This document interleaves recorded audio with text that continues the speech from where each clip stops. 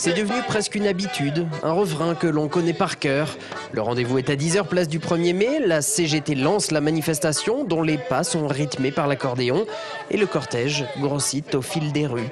Premier ravitaillement, l'usine Michelin de Cataro.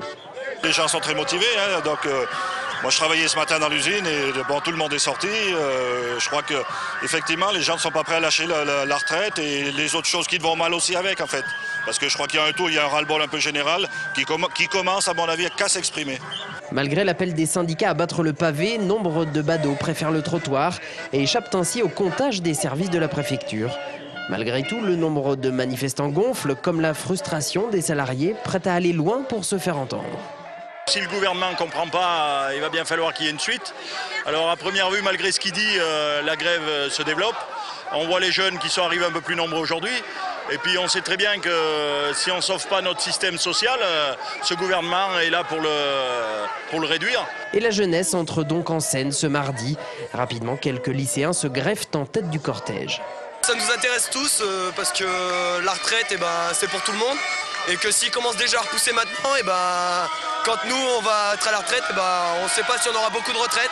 Donc faut manifester, faut être là.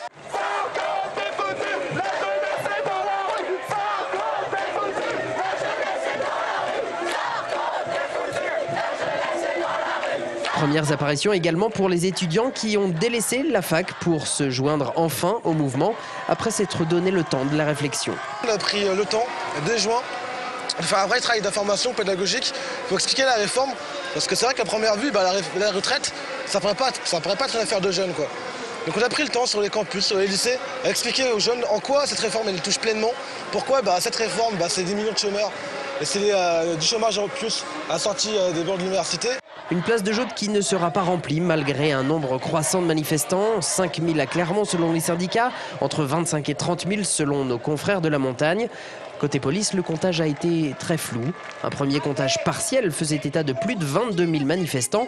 Mais finalement, le chiffre définitif a été officiellement rabaissé à 15 000. Plus de 7 000 manifestants disparus par magie qui se donnent rendez-vous malgré tout samedi prochain. Même endroit, même heure.